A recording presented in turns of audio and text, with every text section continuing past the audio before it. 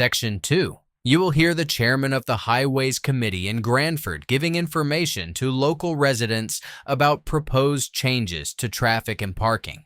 First, you have some time to look at questions 11 to 13.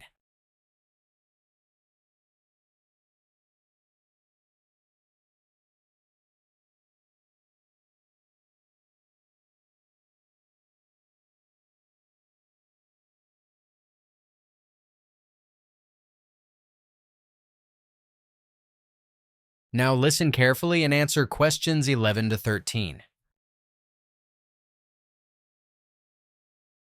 Good evening, everyone, and thank you for coming tonight. My name is Peter Haynes, and I'm the chairman of the Highways Committee. The purpose of this meeting is to let you know about a series of new traffic and parking regulations we're planning to introduce in Granford. I'll begin by outlining the main changes, and then I'll answer your questions. Why exactly are these changes necessary? Well, we've noticed a steady growth in the number of vehicles using our local roads. This increase has been especially visible during the construction of the new shopping center on the edge of town, but more generally, it's the sheer rise in traffic overall that has started to worry us. Up to now, we haven't seen a big rise in accidents, but of course that is not something we want to risk in the future. We also carried out a survey with local residents, and the results were revealing. Many people mentioned that parked cars make it very difficult to see clearly when driving along certain roads. We were expecting the biggest complaints to be about the congestion outside the school during the morning and afternoon rush, when parents drop off or collect their children. Surprisingly, that wasn't at the top of the list, and although some people did mention noise and fumes from large vehicles, those were not considered the main problem either. We believe the new regulations will bring real improvements, but of course rules are only effective if people actually follow them. At present, working out how best to enforce the regulations is still something we're discussing with the police.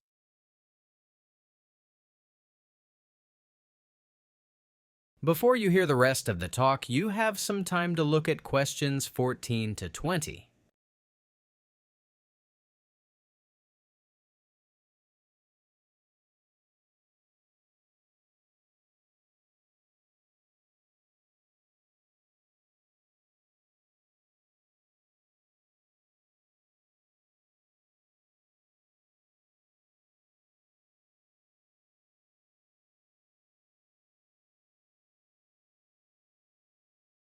Now listen and answer questions 14 to 20. Right, on the screen you can see a map of the town center. The high street runs across the middle, and School Road is over on the right-hand side. There's already a set of traffic lights where Station Road meets the high street, but we've decided to install another set at the junction of the high street and School Road to help control the traffic more effectively. We also think a pedestrian crossing is essential. We considered putting this on School Road, directly opposite the school entrance, but we were worried this might cause delays, so instead, we'll place it on the high street, directly in front of the supermarket. This is one of the busiest parts of the town, and the crossing should make a real difference. Next, parking. At the moment, cars are not allowed to park along the high street outside the library. We're going to relax that rule and create some new spaces there. However, at the far end of the high street near School Road, parking will still not be permitted. There will also be a new no parking sign on School Road itself, just outside the school gates. This ban will extend for 25 meters, which should make it safer for both drivers and pedestrians, especially on the bend to the north of the school. Disabled drivers currently have spaces next to the supermarket, but delivery lorries often block those areas. To solve this, we're moving the disabled parking bays to the small side street leading up towards the bank. It may not be perfect, but it should work better than the present situation. Another improvement will be to the pavement on School Road, just before the school. We're planning to widen the pavement by about half a meter. This will give children and parents more room when walking there.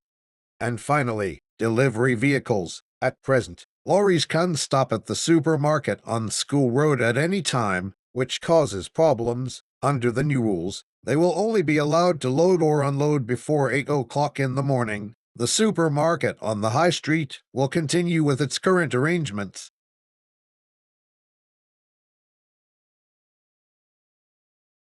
This is the end of section 2.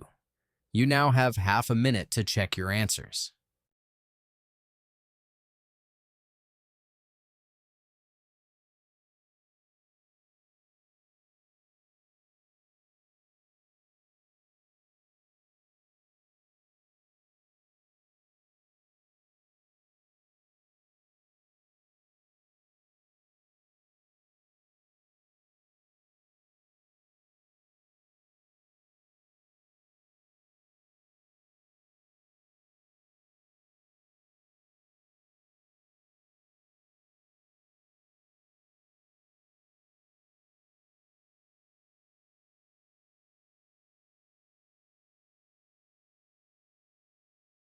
Good evening, everyone, and thank you for coming tonight. My name is Peter Haynes, and I'm the chairman of the Highways Committee. The purpose of this meeting is to let you know about a series of new traffic and parking regulations we're planning to introduce in Granford. I'll begin by outlining the main changes, and then I'll answer your questions.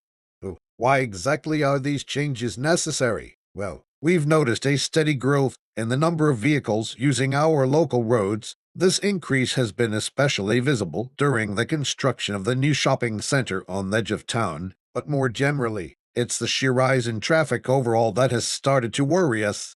Up to now, we haven't seen a big rise in accidents, but of course that is not something we want to risk in the future. We also carried out a survey with local residents, and the results were revealing. Many people mentioned that parked cars make it very difficult to see clearly when driving along certain roads.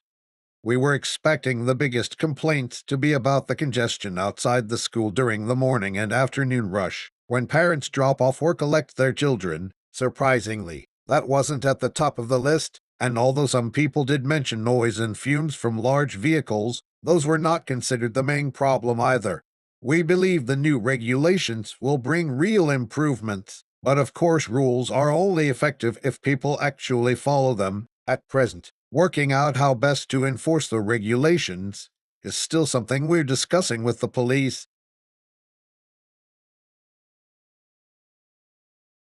But on the screen, you can see a map of the town center. The high street runs across the middle, and School Road is over on the right-hand side.